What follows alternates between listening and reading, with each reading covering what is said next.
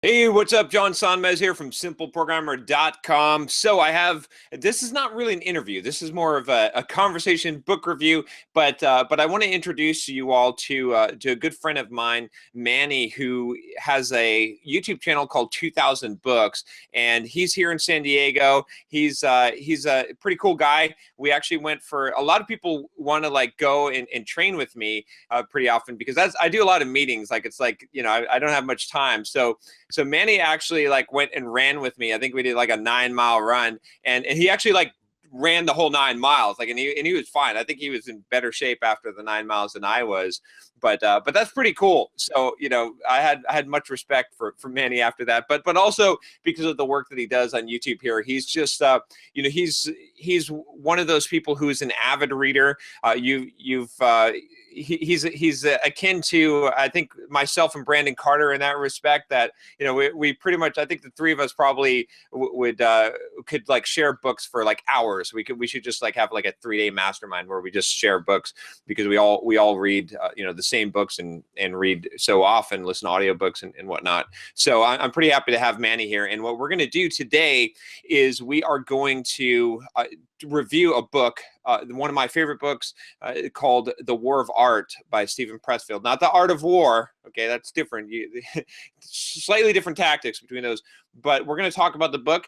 And if you guys like this, right, then we'll probably do some more of this. I do reviews myself, but it's kind of cool to get another perspective on it and to go a little bit more in depth. So, but before we get into the book itself, I do want to give Manny a quick second.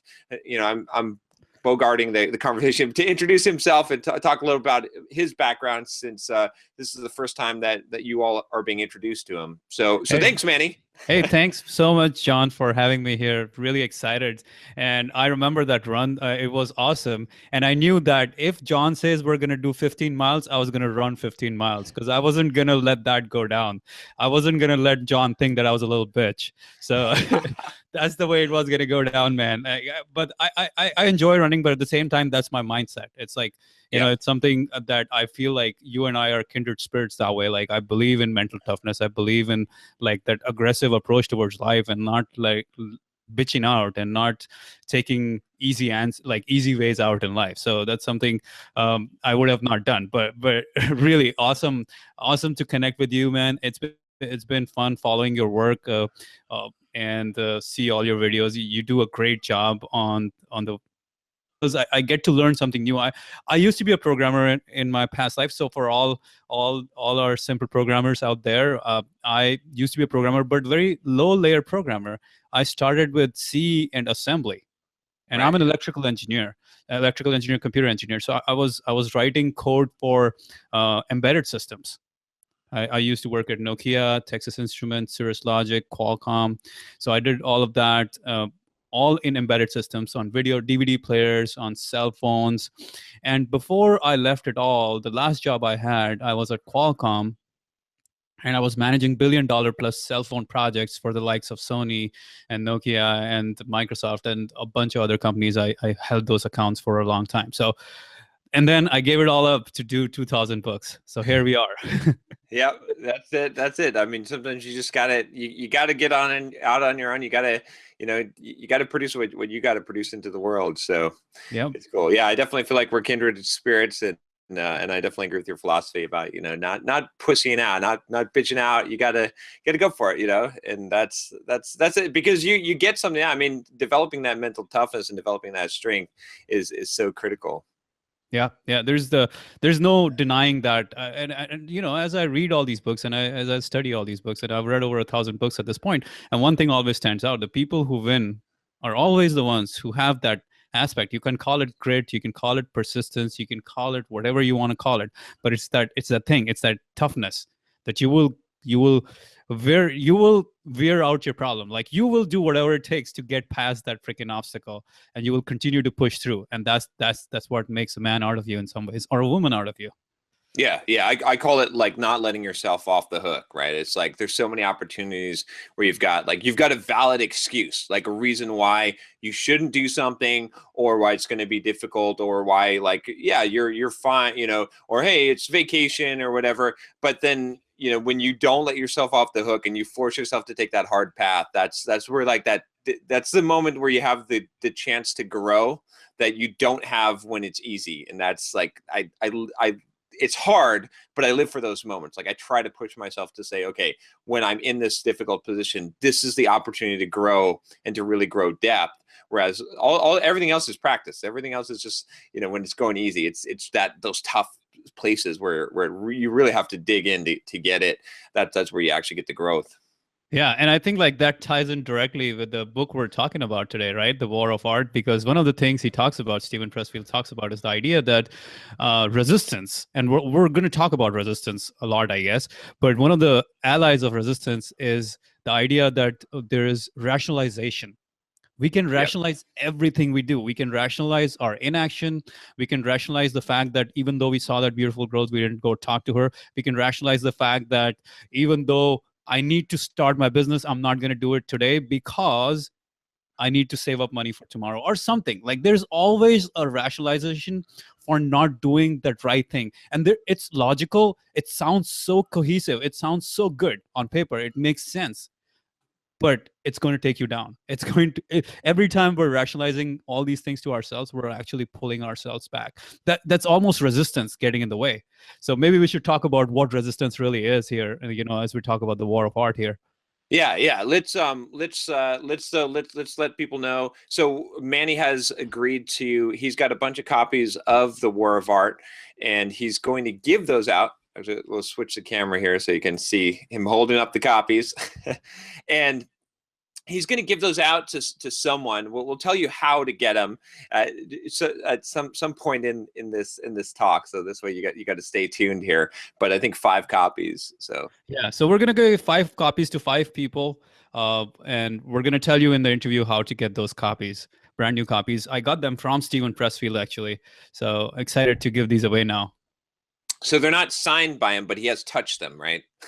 Yeah, they're not signed by him, but they're definitely straight from him.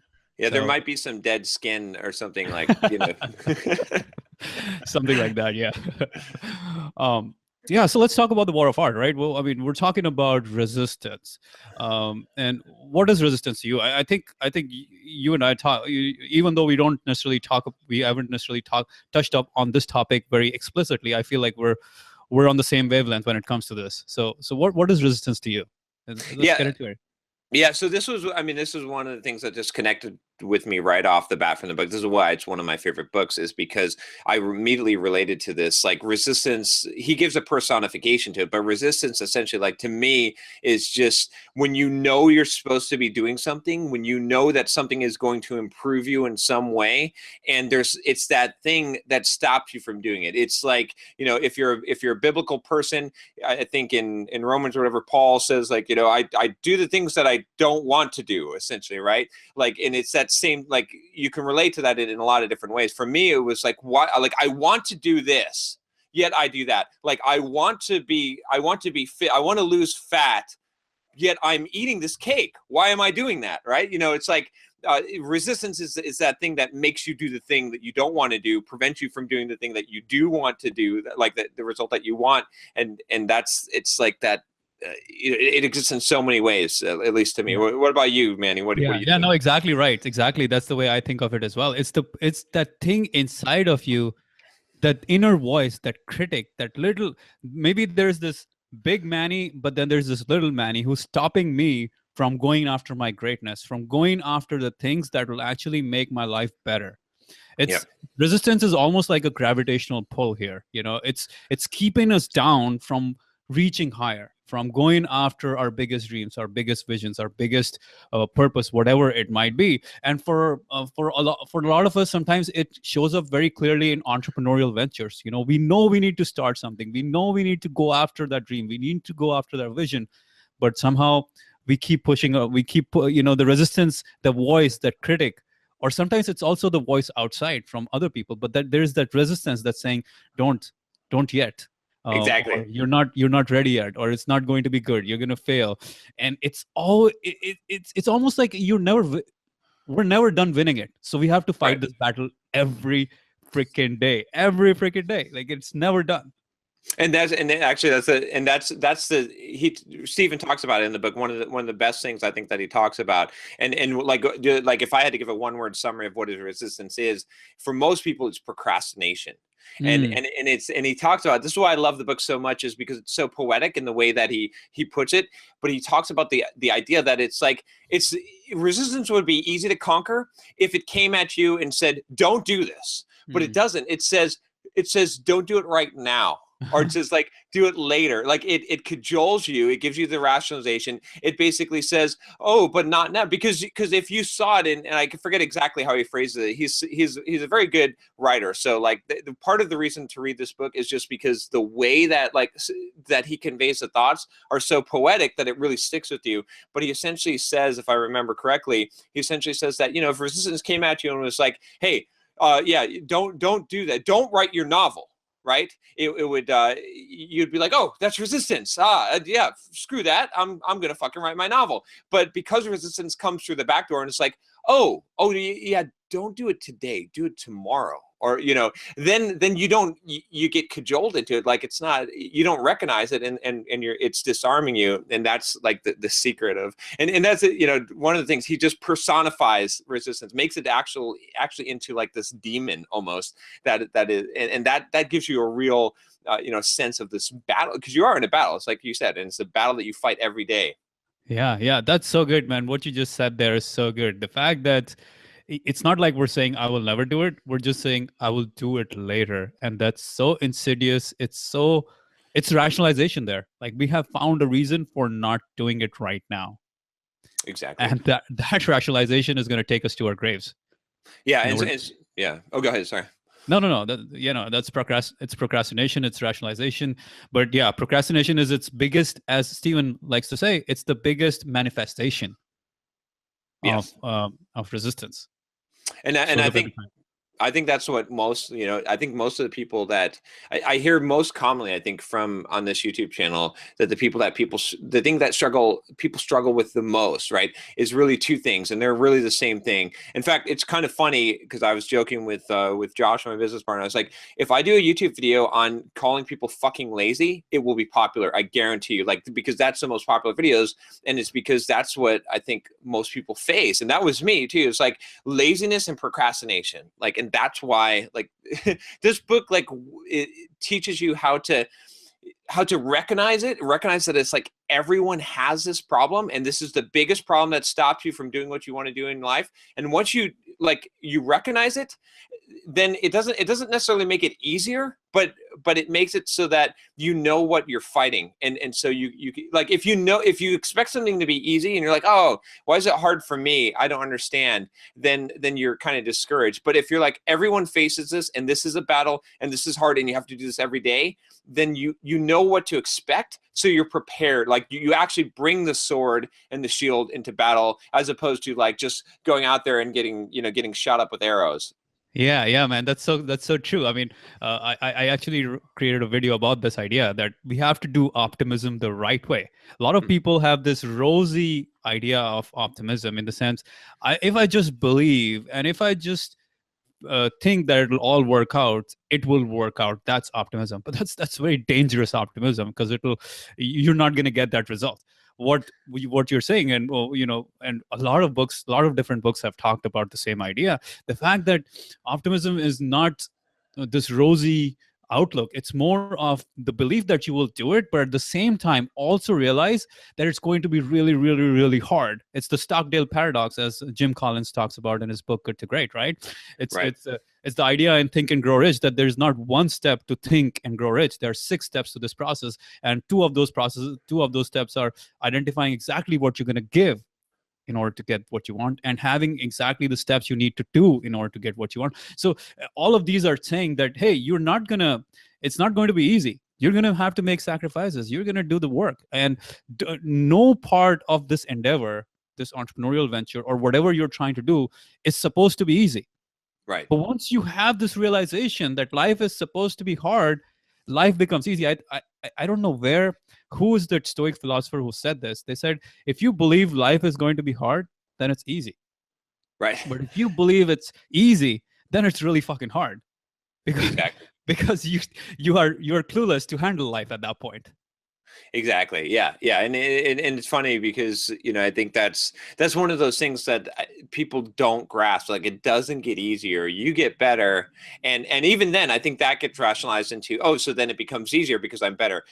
No, it's just that you get used to it being hard, right? And there's such a difference between that, and that's what I think. In the book, also Stephen is talking about how, like, his writing process and how he has a story about how he gets up and he goes through the trail and it's hard and he finally, after like an hour or so, he sees the rabbit and he goes and he does the kill and he brings it home and he's got food, and then but he knows that the very next day it's going to begin anew, and it's like that's the secret of anyone producing, any content producer goes through that. Any creative, any person who's trying to improve themselves in life has to go through that process, and it's every day. But that it's so critical, like what you said about expecting it, then it's relatively easier because that it's a challenge versus like the unexpected stuff. Like in fact, it's funny because the things that cause us the emotional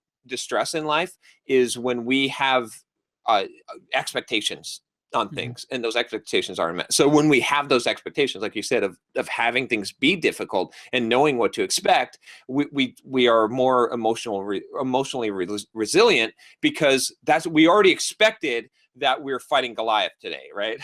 We didn't just show up to the battle and it's like, oh shit, what is this?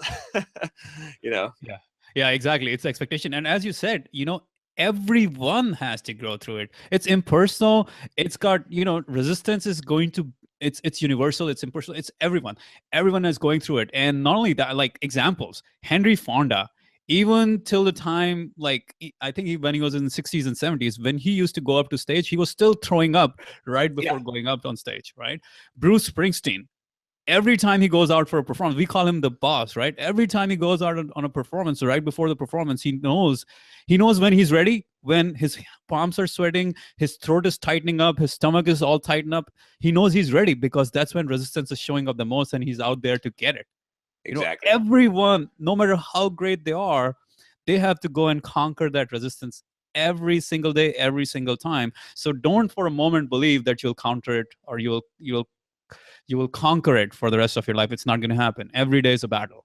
Yeah, I mean, even and you being somebody who runs and whatnot, know this for sure too. It's like, sometimes like today I've got a 4 mile run, but like I'll have like a 6 or 8 mile run or something, and it's like, compared to the 20 mile run I did a couple weeks ago, it seems like that's really short of nothing. But there's no such thing as an easy 8 mile run. It's like, it's still an 8 mile run. It's still hard. Or even like, I've been lifting for probably almost 20 years now, and when I go into the gym and do a 2 hour lifting workout, it doesn't matter that I've been doing it for 20 years. It's still fucking hard every single time. I mean, as long as I'm willing to push it to that level, like it's still hard.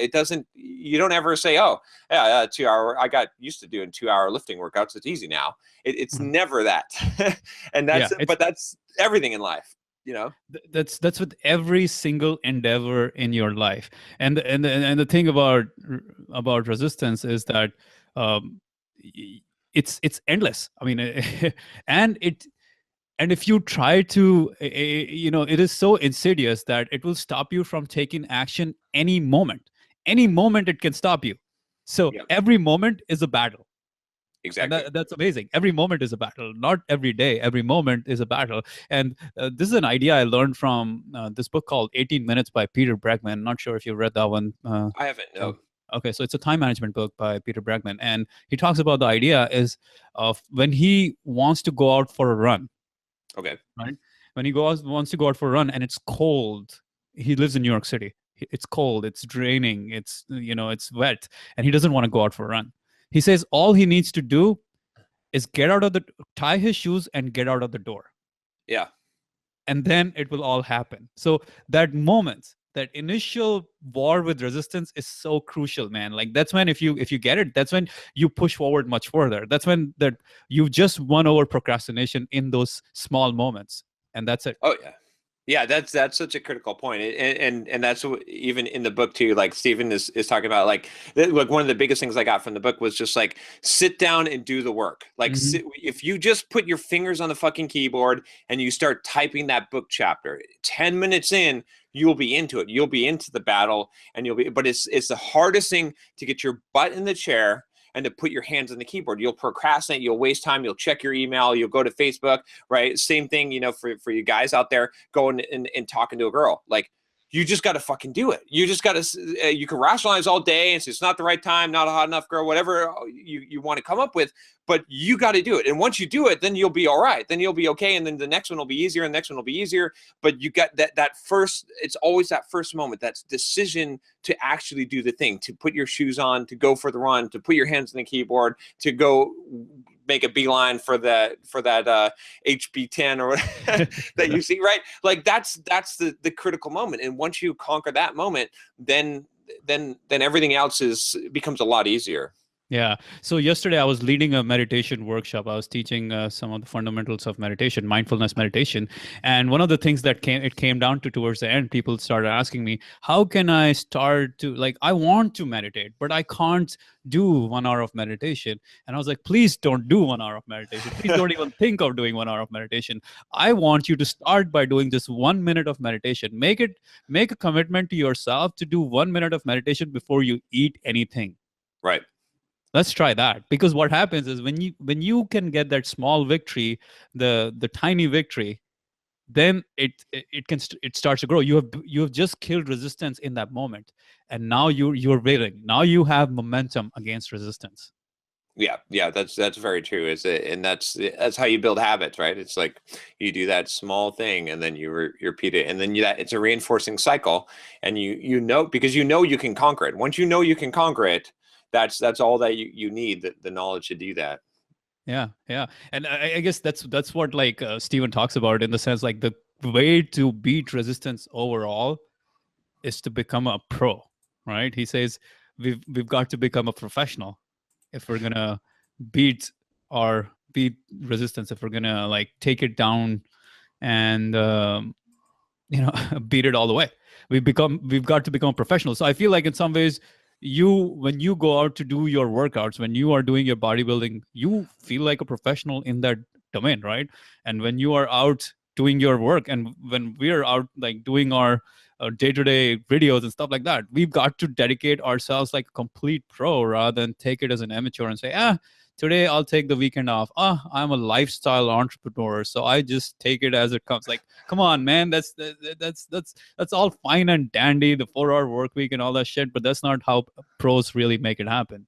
Exactly. Yeah, that's a very good distinction too, and I think that in the book too, because I think a lot of people say, "Oh, well, a pro is someone who does it for the money," and he says actually the opposite. He says an amateur is someone who does it for money. A pro is someone who does it because they have to do it, because that's what a pro is. It's like it's not the money, right? They end up making the money because they have that level of dedication. But a lot of people would say, "Oh, yeah, John, you're not a pro athlete." Well, it's like, yeah, but again, if you misunderstand the mindset of being a pro is what's critical. It's like to be a professional, you've got to be the person that sits down and does it every day, no matter what, rain or shine, whether you feel like it or not. That's the pro attitude. Whereas the amateur is just like, how can I quickly score off of this? Or they have the dream of writing the book, or they have the dream of doing the thing, and they might be in it for the money, or when the going gets tough, whereas the pro shows up. And I think he relates it to like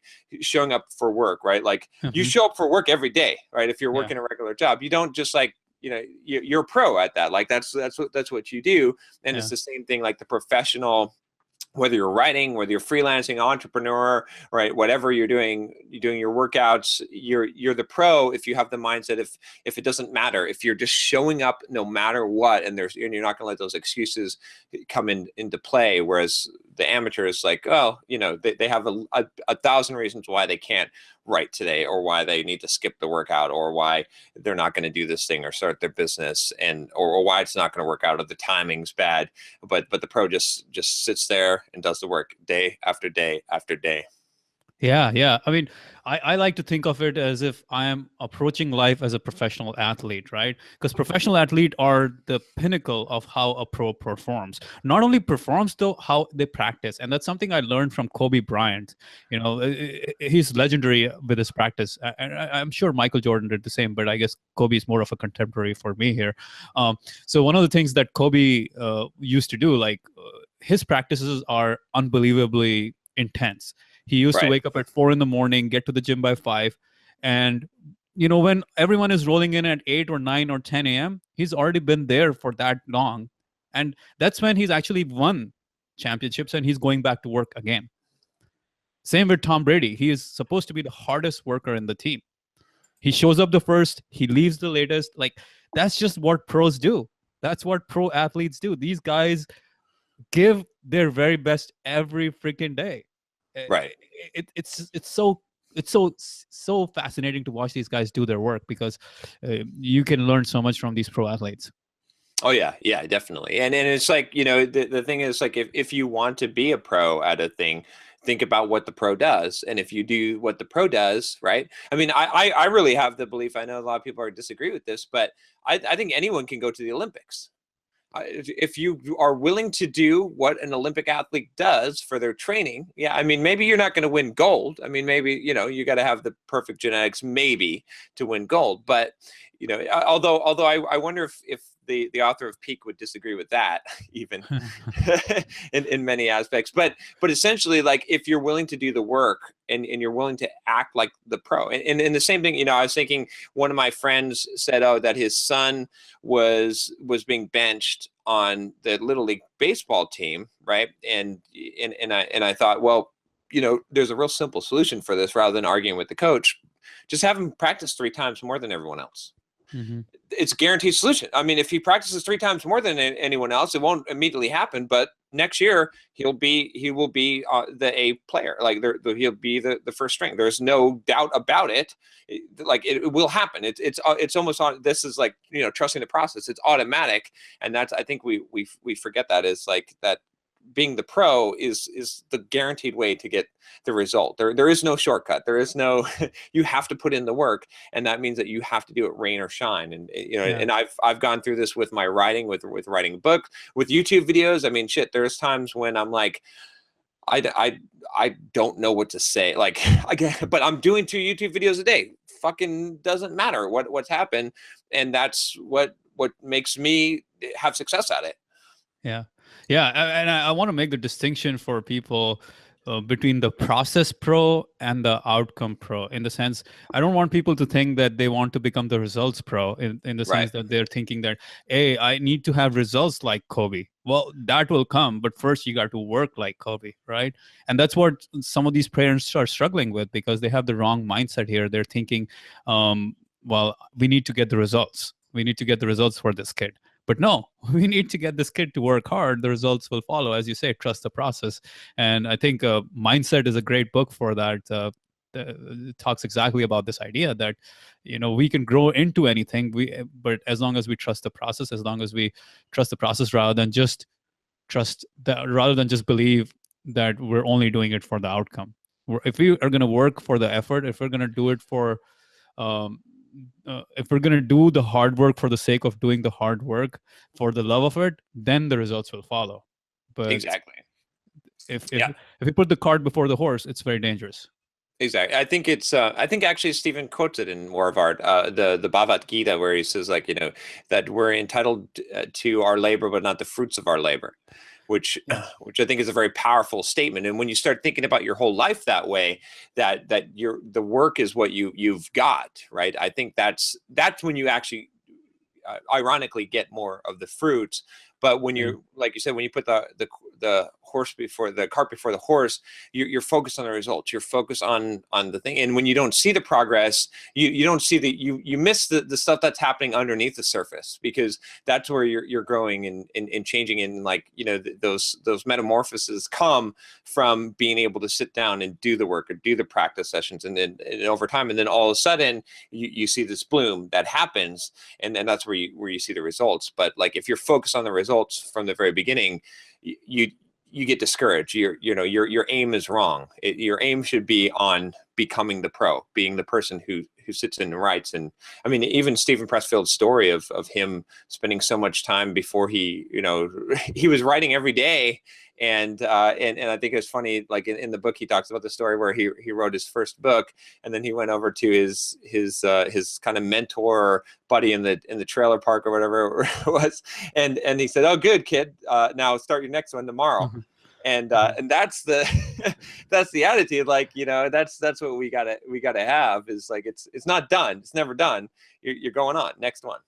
Yeah, yeah. And there's something very interesting you said there while you're, you said that it's very interesting that when we are on this mission, when we're, doing something for the love of it, actually that's when the results come, rather than when we're just chasing the results, and when we're just chasing the money, that's when the money eludes us.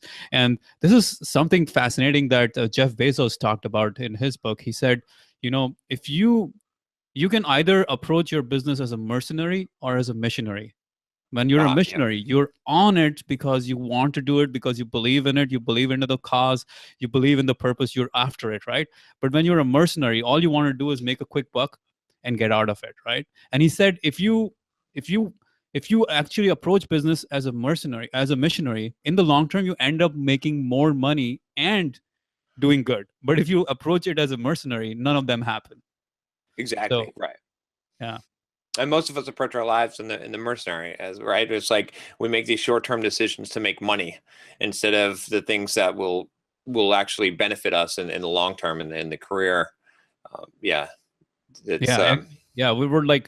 so and I guess that's the war with resistance, right? The fact that the short-term thinking is what resistance is really all about. It's like it's a siren. It's always seducing us. Hey, eat that cookie. Hey, take that break. Hey, take it easy. You don't have to run 5 miles. You already jacked up. Whatever it is, it's always got its reasons for why you don't need to do the long-term work. You can just get away with shortcuts, right? Exactly. Yep. There's I'm trying to think of one of my favorite quotes from the book too. Is he talks about, I wish I should have pulled up some exact quotes, but he says, back to the professional, he says, the professional knows that if he can just keep those huskies mushing, he'll eventually pull into gnome. And he is a brilliant writer.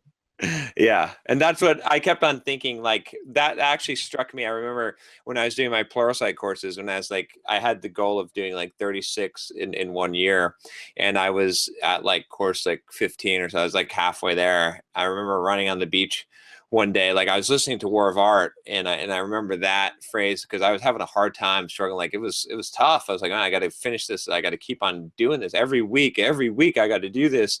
And I kept on thinking about that. And even when I was writing my book, when I was writing soft skills, when I was writing that book, I was thinking, okay, all I got to do is just keep those huskies mushing. Eventually I will get there. If every day I just do what needs to be done for that day, if I'm making that little bit of progress, then that will and then you get there. And then it's amazing, right? I mean, everything can be accomplished just by, all you got to do is just keep it going. All you got to do is just keep on moving forward. Yeah. You showed up like a pro every single time, and you kept on. And the thing is, a lot of people might think, looking at you, John, they might think you've got it made, you've got it easy, that it's easy for you to say, it's easy for you to do these things. But the truth is, we're all playing the cards we're being dealt with. I mean, it's almost like being a pro requires that you play the cards you're being dealt with, whether it's something bad happened to you, whether something good is happening to you, whether you've been, you had a bad bounce of the ball or whatever it is. We've all got to freaking deal with that, injuries or what, everything. We're all having our problems. So I bet there's a lot of viewers here who do not believe they can do what you can do because somehow they think you're a genetic freak. Right. And that's not, it's not true, right? It's simply not. Well, and I think one of the things that separates that is like, you have to, I always talk about the idea that like how you do anything is how you do everything. Right. And so it doesn't matter where you're at, like whatever station you're at in life, like if right now you're listening to this and you are working some shit job doing fast food, let's say, but you want to become a software developer. Well, you're going to have to put your 100%, like you're going to have to be a pro at flipping those burgers. And I know that sounds really stupid and silly, but like, if you can't do that, and you have the power to do that, right? If you can't put your 100% and give it your all and go the extra mile in that, and then whatever you're studying on the side, if you don't do that, then when you do reach that next level, well, first of all, you're not going to reach the next level, but if you did, you won't be prepared. You won't climb up the ladder until you're ready. And I think that's the thing, is like, it doesn't get easier as you climb up the ladder. You get more problems, different kinds of problems, actually harder problems, but you're not ready for those problems if you're not prepared at the lower level. So a lot of people, they want to say, oh, well, you had advantages, you got lucky, you got all these things, and they say that to a lot of successful people. But what they don't realize is that they couldn't handle the opportunities that would come, because because I guarantee you, if you are a lazy ass and you have a job at Burger King and you are not working to your maximum potential at the job at Burger King, you may think, oh, well, if I could get a job as a software developer, I'd really show them. But that's bullshit. You'll be just as lazy. You'll fuck up that opportunity. It's a good thing you don't have the opportunity to fuck it up right now. Like, work on wherever you're at right now and figure that out, and get that work ethic and do the work there. And then you'll reach the higher station. And that's, and every successful person that I've talked to, it's been that, like that's how they got there. Now, yeah, there's some luck, there's some opportunity and stuff, but it's because they had built up that work ethic, like you said, the Kobe Bryant, or like they had done that when the opportunities came, when the luck came, they could actually capitalize on it and were ready for it, and they didn't fuck it up when they got the opportunity. And I think that's the thing that's like that's so critical. Yeah. And anyone has the power to do that. Yeah. And so before we go on, John, maybe we should tell people how to get hold of these books, right? Yes. So you and I talked about this before we started the interview, and one of the things I think what we're going to do is, okay, so as a listener here, or as a viewer, what we need you to do is tell us, leave it in the comments below, tell us what exactly is the thing that you are fighting the resistance. Like, what's the resistance in your life? What is the area of your life where you are struggling the most, where resistance is showing up the most, and what action do you need to take? What will you do to fight this resistance? And the answer which is the most passionate, like the 5 answers which we find are the most passionate, which really, when we can sense it if it's for real, I'll go ahead and mail these 5 copies to these 5 people. So sounds awesome. Good. Yep, sounds good. Yeah, we'll see. We'll get some. I think we'll get some good answers here. Nice. All right, so let's carry on. Let's talk more about this idea. And one of the ideas that I absolutely loved when I saw this, I could actually see it across the board. The idea that fear, a lot of people think that we must overcome fear in order to take action. But what Stephen Pressfield is saying is that you can never overcome fear. It's actually dangerous to overcome fear and become a fearless warrior, right? Because you will jump off from the tallest buildings and kill yourself. That's not the way to approach it. What the realization that a pro has is the idea that there will always be fear, but I must act in spite of it. I must act in face of the fear. And I had this very interesting discussion with this person one time, and she said, well, courage is just the opposite of fear. I said, no. Courage is taking action in face of fear. Courage is something like, truly, it's one of my most fundamental values. And I believe strongly in the idea that you don't want to kill fear. You just want to be able to dominate it. Exactly. This is something I can relate to very, very close. And this book really actually helped me to change this mindset, because I had that exact same view, that courage was the opposite of fear. There was, I won't go into the story now, but you can check out, maybe Rodrigo put up a video where I talked about my panic attacks and my story, or the talk I gave Xamarin about this. But essentially, fear took over more and more of my life. And because I had the philosophy, like you said, that courage was the opposite of fear, because what my plan was, okay, I'm afraid to fly in an airplane right now, so let me read some books, let me mentally prepare myself, let me get to the point where I'm no longer afraid, and then I'll do it, right? Then I'll have courage. And you know what? That will never, ever come. The only way to conquer fear is to conquer fears, to actually go out and do that. In a lot of, back in my younger days, approaching women and things like that, I was afraid. I was afraid to do that. A lot of guys on this channel, I know it, they're afraid to do that. And they think that somehow if they read enough books, if they hear enough people talking about it, that they'll become comfortable enough that it will actually just become comfortable. And it's so untrue. You will never, ever get on that roller coaster, fly that airplane, talk to that hot girl, do that thing that scares you just from book knowledge, from anything like that. It will always require you to. And in fact, courage cannot exist without fear. If you have no fear, you have no courage. And in fact, courage is very contextual. It's personal, because a courageous act has nothing to do with the act itself. It has to do with how much that fear was involved in overcoming that, right? And it's like, and we recognize this inherently when we see someone who is obviously scared to go up and talk to an audience. Go up and do that, right? We say there, oh, you're very courageous, but we don't say to Tony Robbins, who's used to doing that all the time, we don't say, oh, he's so courageous going up there and talk, right? We recognize that instinctually, but we don't apply it to our own lives. But that is what courage is. It's based on that fear, and the higher level that you reach, the more fears that you conquer, the higher level it will require you to develop courage, right? So it's an always constant challenge, but one of the big things, like you said, I think we're pretty much similar in this, is that like one of the big ruling factors of my life now is if I'm afraid to do it, I must do it. Within, if it's actually beneficial to me. It's not like I'm afraid to go jump in front of that car right now, so I'm going to go jump. But if there's something that's holding me back in my life that I'm afraid to do it, I must conquer that fear immediately instead of letting it, because it will grow. Yeah, it will. I think fear's number one friend is time. Yes. And the more time you give it, the more it will fester and grow and not let you dominate it. And there's a beautiful book about this, what you actually said.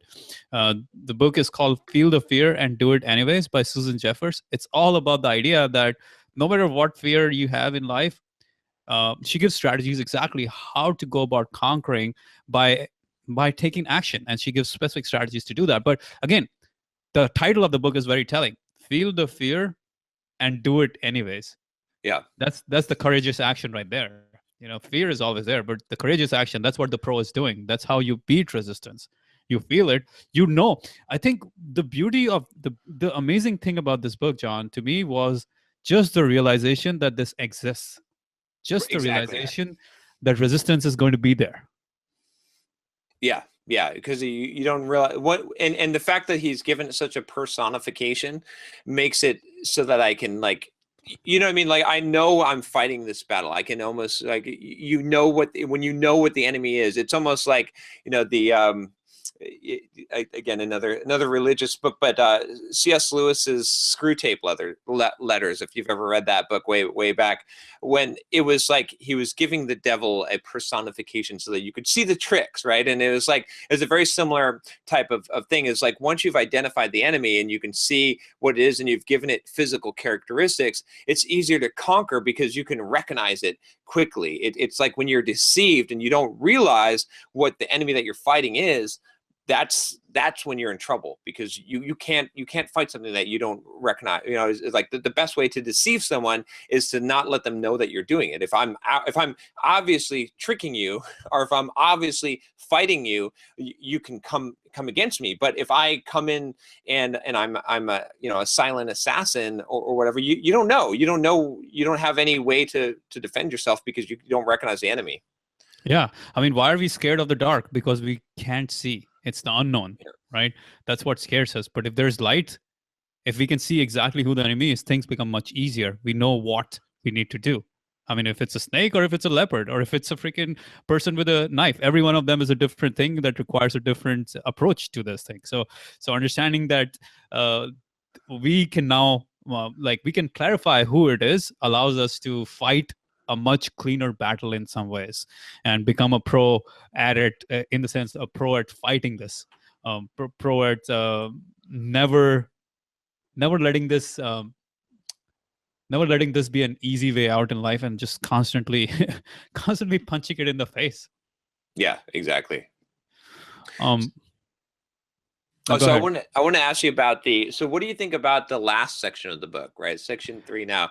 So I think it's kind of interesting because even the person who wrote the foreword for the book, like they're like, oh, I don't really agree with which is kind of interesting that he included that foreword. But I thought that it was it says something about Stephen's character that he did include the forward, even though it was kind of resistant to that last portion of the book. But a lot of people they're like, oh, the book is great, but not the last part. What was your thoughts on it? So for the last part, the thing that I enjoyed the most was the difference between being territorial Mm-hmm. versus being hierarchical.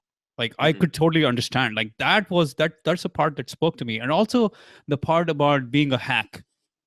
Yeah, That is yeah, so hard. Like initially when you're starting off, it's very hard to figure that out. In fact, every one of us has to go through that process of being a hack for a while, just because it's so hard to know what is it that my true voice is. Finding that true voice takes a little effort and work. But okay, so for the audience, the idea of the hack, as Robert McKee, who's the author of The Power of Story, I think he says the hack is someone who's actually going out to figure out, okay, what do people want to hear? What is right. it that they want to see? What is it that they want? What is it that I think I can make money off of, right? That's what the hack is doing.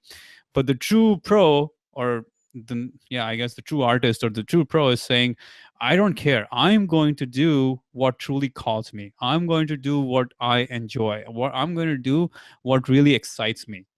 And that to me is really, like, it's very powerful, because I've seen this in my business very much so. Like, people, when I go out to do something just because I think it'll get me more audience, or because I think it'll help me grow subscribers and stuff like that, even though it's not the most exciting thing, I find it's not fun. I mean, and it doesn't Right. lead to the end result. But if I do things because I enjoy them, because I truly, like, I'm being called to do them. Like, I started making videos more where I could just talk to the camera, not having to do with any other interviewers, any other authors being interviewed, because I felt constrained in the author interviews, because I can only talk about their book rather than talk about all the ideas from all the different books and from all my experiences in my life.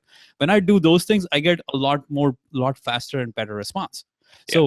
So it's interesting to see that hacking it's a dangerous thing, but I don't know, man. I think everyone goes through that initially. Oh yeah, yeah, definitely. I totally agree. I mean, it takes time to find your voice, and it's funny because some people, they're like, oh, well, John, like you start putting some ads, like sponsors on your stuff, so now you're kind of like a sellout, right? And I'm like, you know what? Actually, maybe you could think that, but I'm actually like, fuck it, like I'm still gonna say whatever I want to say, and if a sponsor says, oh, I can't believe you did a video about pornography or masturbation, yeah, we're done, we're no more, then they're done, then that's fine, I don't fucking care. Like I'm going to monetize the thing if I can, but I'm not going to let it stop my content. But but it is, I don't want to make light of that, because it is a hard decision, right? It is hard, especially as an entrepreneur. Like when I read that first part of the book, or that part of the book, I first struggled with it a lot, because I'm like, well, I got to make money. But then I'm like, well, but I got to be authentic.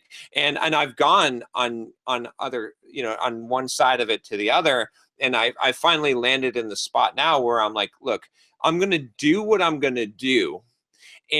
But I'm going to run the business as smart as I can as well. And when they conflict, I'm going to be authentic and genuine, and take whatever consequences come from that.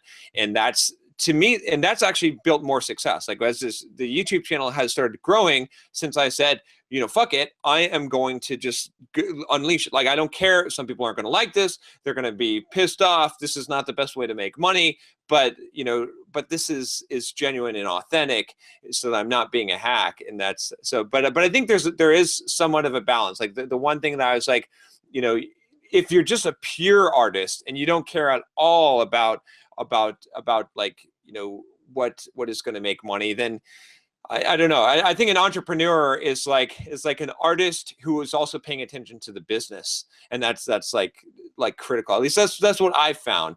But but yeah, but it's easy to go the other road and just be like, okay, what do people want? And but I always talk about the idea of just like ignoring everything that people don't take feedback. Yeah, And yeah. I think that's like one of the key things. It's like you got to be able to, like, maybe hear the stuff, but you got to be able to not take the feedback. Honestly, you got to be able to say like, look, that's great. You don't like this, whatever, but it doesn't matter because I'm what, ultimately you look at yourself and say, am I happy with this work? Am I happy with what I'm doing? Am I, is this what I want to produce into the world? And I think that's the difference between like taking the feedback, like trying to get what people to for you to do or become what people want, people pleasing, versus hearing people and using that as a reflection to say, did that produce what I wanted to produce? Like that's when I hear other people talking about this, was that what my intent was? If my intent wasn't expressed adequately, then I make some changes, I alter, but not to please people, just to make sure that what I like, yes, you heard me correct, that you didn't quite hear my message. This is what I'm trying to say. Like, it doesn't matter if you like it. I want to hear the feedback to know whether or not I need to clarify the message, not whether I need to change the message. And I think that's to me, that's the difference between being the hack and not being the hack. Yeah, I think there's the sweet spot here, what you're saying. Good to Great, Jim Collins talks about the three intersecting circles, right? The greatest businesses are the ones that are in this three intersecting circles. The first circle is what you're passionate about. Right. The second is what you can be the greatest at, what you can be really good at, right? You got the skills, you got the passion. And the third is where the market is. So right, the intersection of all three, like when all of these three are intersecting, that's the sweet spot. And I think the hacks, what they do is they only look at where is the market. They're not looking at where their passion is. They're not looking at where they can be the greatest at. They're just looking at where the market is, and they're trying to cater to that market constantly. And there is temporary success to be had in that, but there's no long-term fulfillment or success in that.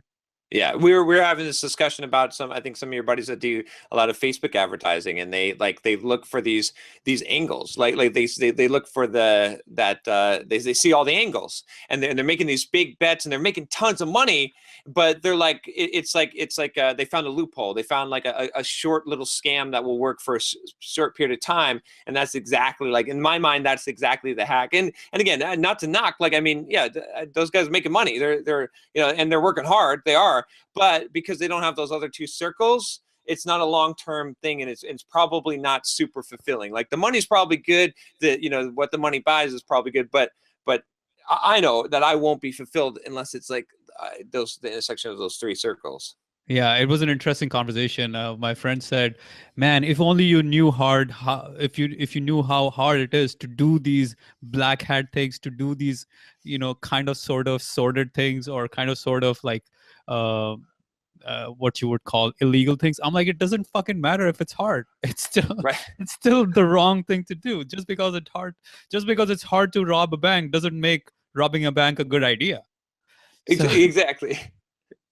I was just like, not to beat the dead horse on that, but I told you the story about the JavaScript course that I did, and for those of you who want the background there, I did a video on this, but the guy that had ripped off the course from the original author, and I was thinking in my head, this must have been really fucking hard to do.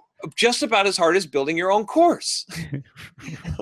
Like, but why? Like, if you're going to put in the effort and the work, like, take the extra step to make sure that it's the right thing, because I wonder if it's in this, but it might be How to Win Friends and Influence People, where he talks about, or maybe it's in the 50th Law, or maybe both, where he talks about putting the ladder up against the wrong wall or the wrong castle, right?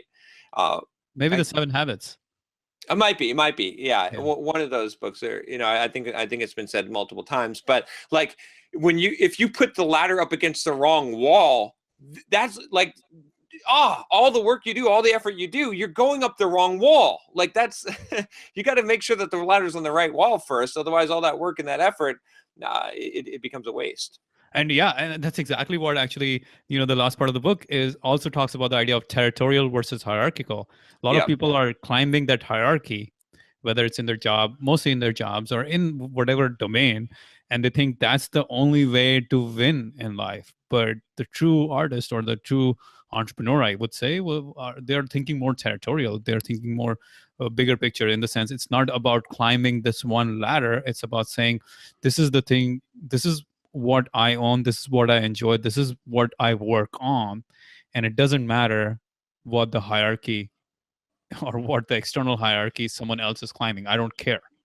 Exactly. Yeah, because you can always get caught. Like if you're thinking hierarchy, you will always, right? There will always be someone better looking than you, that has more muscles than you, that has more money than you, that's more successful than you, that's business is bigger than you, that's YouTube channel is bigger than yours, right? Like if you're looking at hierarchy and judging yourself, you're never going to be happy and you're never going to reach the top, because there's always like right? But if you're looking at the territory of, okay, this is my territory. Like when I go to the gym, this is my zone. Or like when I write or make these YouTube videos, then you're trying to improve yourself. And that's what, I've always been trying to focus on, is it's like, well, I don't really care what other people's potential is or what their opportunities are. The question I always have to ask myself is, am I maximizing my own potential? Like, am I doing what I can do? And that's ultimately what's going to make you, the difference between being happy and fulfilled, I think, is that if you're maximizing, if you're doing what you can do with what you got, and that's what you're judging yourself against, like how to be the better version of yourself, how to be better than you were yesterday, that's that different in mindset, and that you can actually feel good about. Whereas the other one, whatever, like who are we going to become? Mark Zuckerberg? Or like, I mean, there'll always be Mark Zuckerberg and Richard Branson and Elon Musk hanging over our heads as entrepreneurs. So how could we even feel good about ourselves as entrepreneurs if we're stuck in that hierarchy mindset? Yeah, the hierarchy mindset is, it's rather insidious, because it doesn't allow you to not only feel successful in any endeavor, but it doesn't even allow you to go after your own self-actualization, as you're saying, right? That as Maslow's hierarchy, the six or the seven, the highest of them is to be able to self-actualize, to be able to accomplish your bigger, like to be able to do beyond what you thought you could ever do, in some ways, like to actualize your potential, to do the very best you can with what you've gotten. And it believe it or not, man, it is one of the greatest joys in the world when you do that. And just like you, I grew up very shy. Not necessarily shy, but I didn't have any social skills. Like for me, women were just as bad a struggle as you and I have talked about it. But that actualization of being able to go and dominate, like being able to master that area of life, it is so fulfilling. It is so fulfilling that there are no words that can ever describe that feeling. Like it's so, knowing that I started from nothing and I made it all the way. I figured it all out, even though I had no idea of how to do this. It's that's when you can do anything. Oh yeah, exactly. And it's kind of funny because when I was I had success as a software developer, and I was making, six-figure salaries, and then I was doing Pluralsight courses, and I was making a shit ton of money doing Pluralsight courses. But at one point, I remember when the blog was first starting up, and I got like Amazon affiliate revenue, and it was like $50 for the month. And I was more excited about that $50 because that was the $50 because I had done that all on my own. Everywhere else, it was like a job someone was paying me, or even with the Pluralsight videos here, I created the videos, but it was their platform. They were the entrepreneurs, right? I was just the author getting paid the royalty, and it was kind of funny because I would get this big, $100,000 check, yet I'm excited about the $50 check. And it was because I knew that I did that on my own. No one helped me. I built that thing.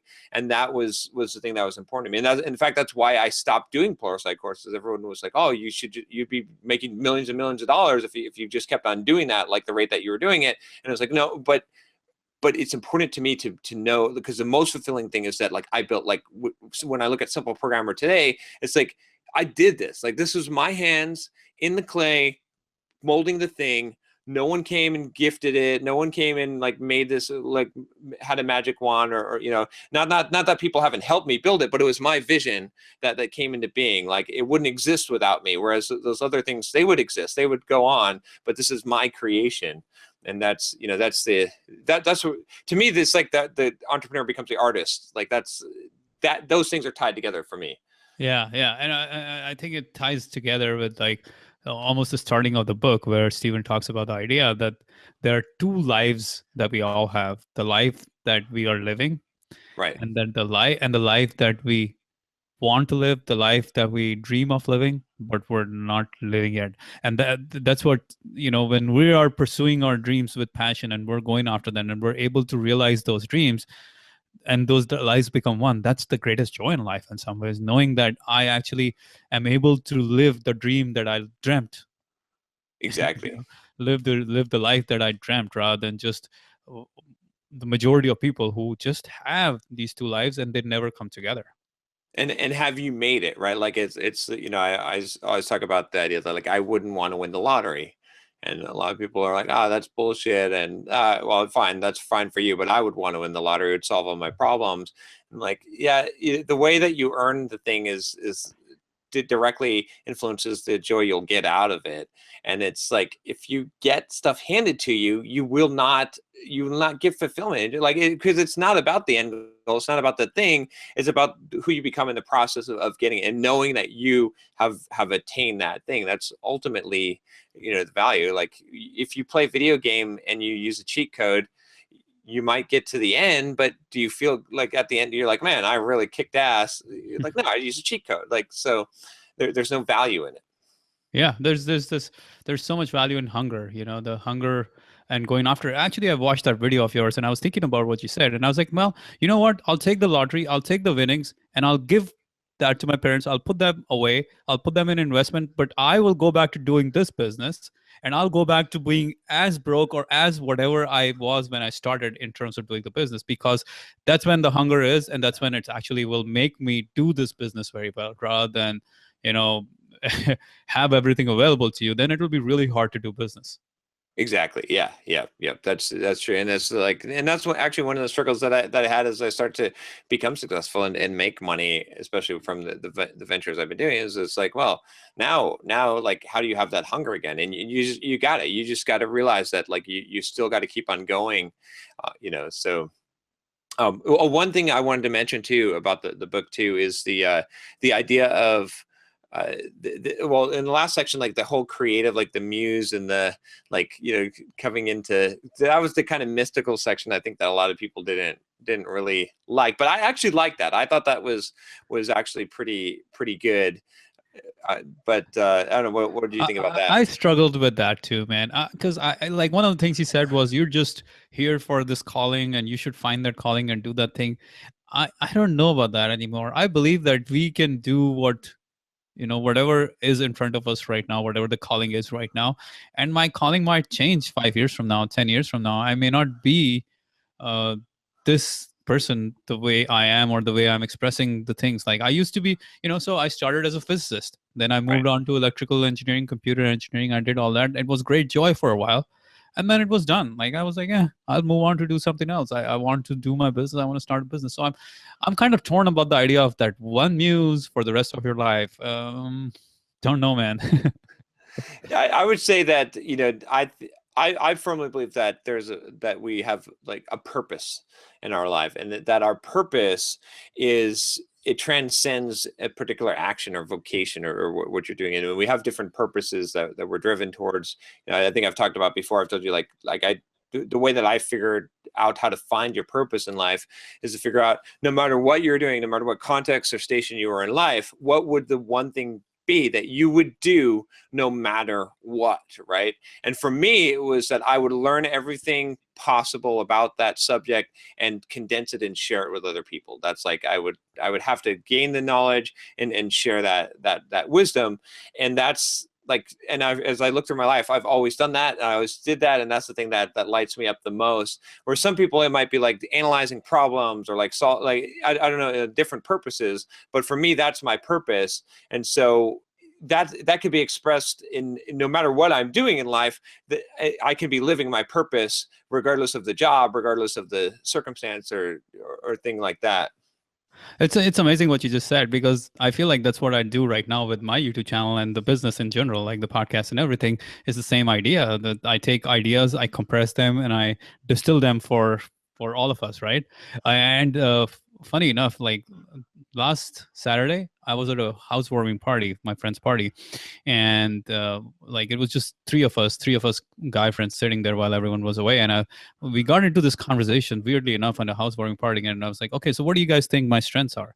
So one of my friends, he's like, yeah, man, your strength is you can see all the complexity, all the complex ideas and all the stuff and break it down and express it and inspire people you can actually literally make the idea so simple that it's very easy to take action on rather than it's so complex, so hard that nobody understands it.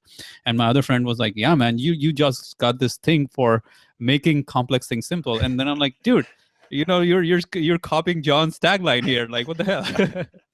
But it's true. I think that's why we do feel like we're kindred spirits, is because that's what we do. I think we both have a very similar alignment, like purpose in life.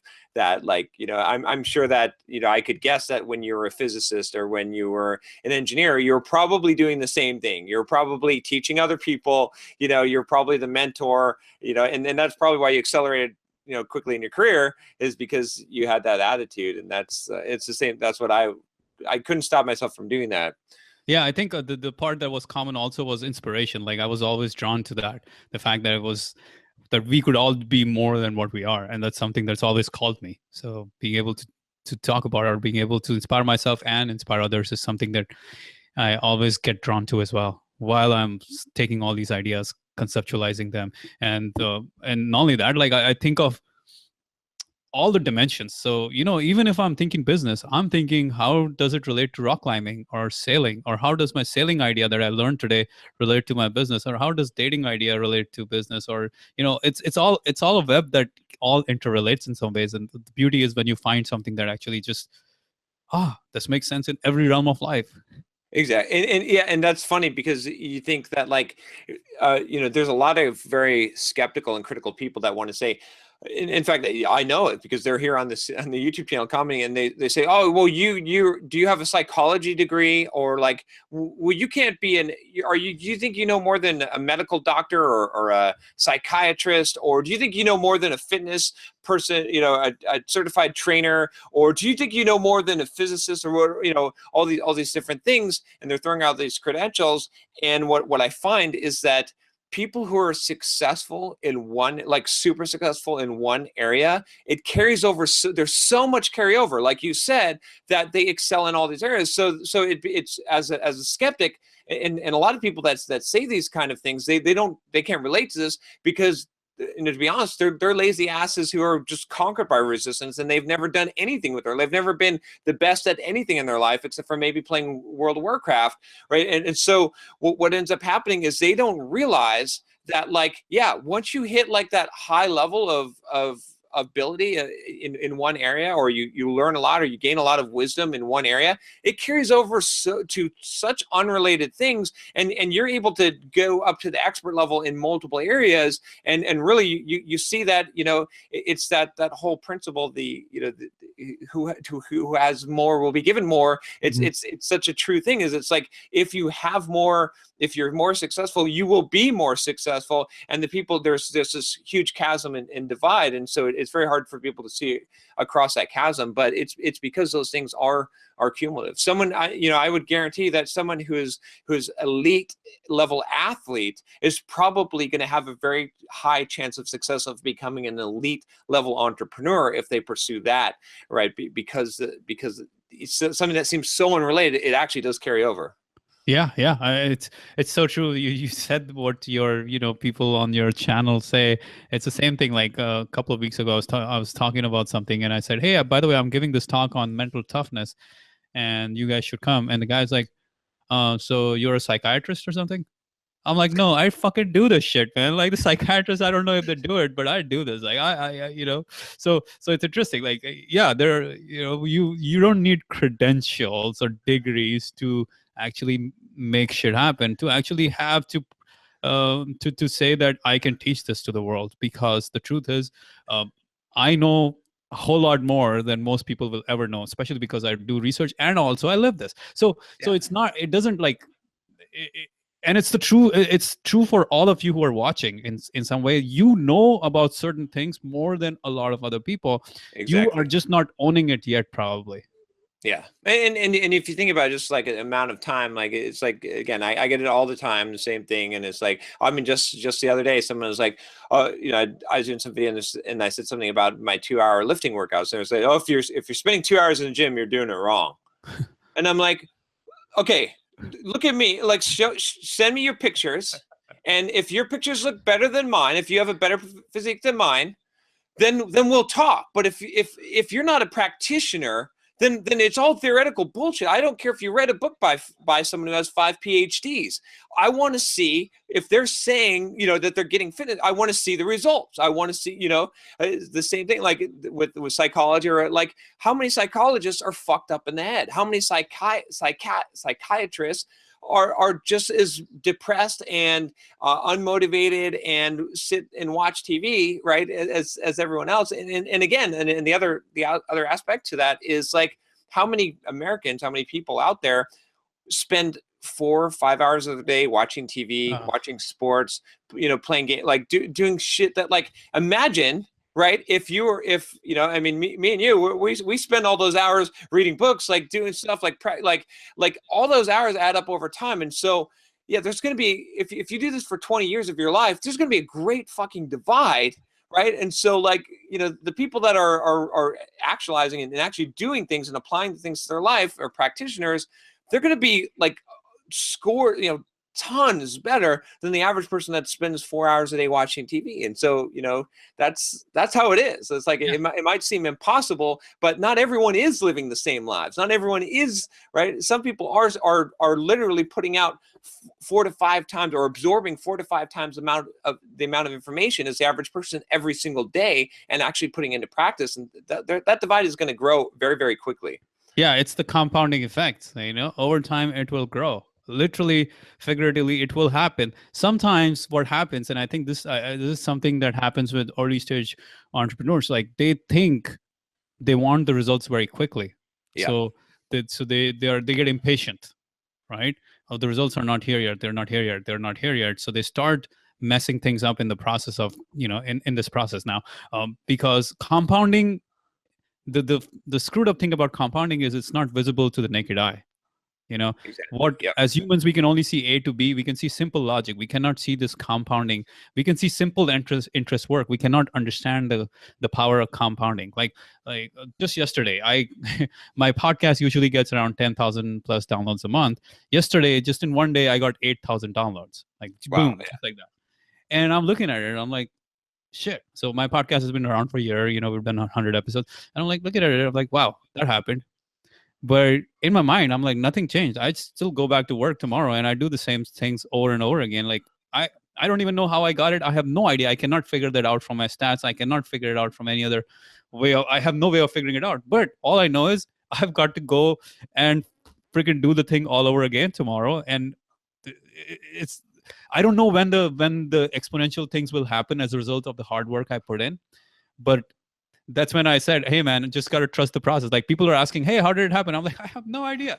Just trusted the process. Just continue to do it. And, you know, these things will just happen. It happened because you had a lot of lottery tickets, because every day you're buying 3 new lottery tickets, and those lottery tickets don't ever expire. And that's, you know what I mean? It's like, that's the thing, is like, it compounds over time. And then eventually these things, you got so much stuff out there, something eventually hits. And then, you know, and that's why it's so, you know, it's so spiky. But you can't orchestrate that. It can only happen from you continually doing it every day, right? And that's I guess that ties to the next book that Steven Pressfield has, which is called Do the Work and Turning Pro. Those 2 other books, he talks about these ideas, right? That we got to do the work and we've got to become real pros at doing the work. I think for all those people who are watching, who are listening, who are you know, trying to figure this out, and you're wondering how to beat resistance, the answer is to turn pro. Exactly. Yeah. To become a pro. And here's actually one more point I wanted to make. We probably should wrap this up pretty soon here, but one more point I wanted to make about the book too, that I think that kind of ties in the mystical element of it as well, that I actually find pretty valuable, is there's, again, I should have had the exact quotes. I'd like to, but I like where he talks about, he's actually quoting, is it Tolstad or maybe it's, I can't remember, but essentially someone asks him and says that, is it that that you only write when you have inspiration, or do you just write whether you have it or not? And he says, Mom. Yeah, that's it, Somerset Mom. And he says, no, at precisely 9 a.m. every single day when I sit down to my keyboard, inspiration comes. It's like the muse come. And Pressfield talks about a lot about the muse, and this is that kind of mystical element of it. But it's so fucking true as a creative person, is it's like, because I know, because there's times when like I write, I do videos, and I don't feel the creativity, but I force myself to do it anyway, even if I'm pumping out what I think is shit work, and it does come, like, if you're willing to sit down and do the work. Because I think a lot of people use that's one of Resistance's tricks, is to say, well, I don't have, today I'm not in the zone, I don't have the creativity today, I just can't write, I didn't get much sleep last night, or I don't have an idea, or I'm not, it's not clicking. And so they don't realize that, like, what you got to do is you got to do it anyway. Like, and that's the pro says, man, this is shit right now, but I'm typing it. Right. Yeah. And does it. And that's that one, I think, trips up a huge number of people. Yeah. One of the things you inspired me to do, John, was, you were talking when we were at dinner that night, you were talking about how you don't eat till 5 p.m. And I was like, damn, man, that's fucking crazy. So one of the things I started doing now is that I made a rule for myself, and I said, until I record my videos, I don't eat. Yeah. Now, whatever that takes, if I spend the whole day not doing the videos, well, I'm not eating until the videos happen. So that actually forces, that kills resistance very quickly. Because if there's a fight between not eating and the resistance, well, the eating part definitely is, I'm going to do whatever it takes to make the damn videos, because I know I'm starving. So it's a fascinating experiment, but I love it, man. It's like going after it and not giving in that easily, no matter what. Yeah, that's a great technique. Is, if you can create rules for yourself that force you to do the thing that you need to do, that is like a fantastic technique. Actually, it's funny. One of my good friends, Pinal Dave, who has this really big blog called Sequel Authority, he's been like blogging for longer than I have. Every single day, I interviewed him for my How to Market Yourself as a Software Developer course. Plug that there. And when I interviewed him, one of the things that, like, one of the techniques, one of the tips that he gave was he said that he doesn't brush his teeth every morning until he's written a blog post for the day. So that like forced him to, because that was a very strong habit, right? I mean, some of you are like, I don't ever fucking brush my teeth, so that but fine, you don't whack off, or whatever the thing is that you do every day, right? Eat is a good one, but you don't get to do that until you do the thing that you need to do, whatever that will absolutely get you the consistency that you need. So I like that technique. Yeah, man, it's amazing, and I'm really impressed that you've been doing it for how many years now? Gosh, I think I started the blog like in 2009. So the no eating thing. Oh, the no eating thing, that was 3 years ago almost. I think, yeah, because I started. Yeah, it's been almost 3 years. So amazing. Not that I haven't ever missed a day, right? Like, but for the most part, I mean, I can count the days I've missed on both of my hands for sure in 3 years. So amazing. You are an inspiring motherfucker, man. Amazing. All right, Manny. Well, it's been fun as usual. We'll have to do more of these. We'll see. If we can schedule some more time and do some more books, because I think we read we pretty much read the same books for the most part. So there's a lot of good ones for us to discuss. Yeah. And for all those who are listening, again, you can get copies of this book. Just make sure you watch the whole interview. Somewhere in there, we have mentioned how you can get the copy. So thank you very much, John, again, for having me here. I really enjoyed it. It's almost like we're just sitting in a coffee shop and talking about another book and, exchanging ideas. So it's a lot of fun. I'd love to be back here anytime you want me to. Yep, definitely awesome. Oh, and one last thing for all of you before you leave, if you want to check out, if you like what Manny said here, we'll put a link here for Manny's channel, 2000 Books. Definitely go out there, subscribe, support Manny. He's he's an awesome guy, and he's doing a lot of these book summaries. He can give you, like I said, I mean, making the complex simple. I think Manny is a person who's able to do that as well, taking these complex ideas and giving you the meat of it, what's important, simplifying it down so you can understand it. So yeah, so go check it out, and leave him some love on some comments there. Tell him he's not a psychologist. Ask him where his PhD is. Yeah, right. Man, yeah. Again, John, thank you very much. I really appreciate it. This has been a hell of a good time. So thank you for having me. All right, take care, man. All right, buddy.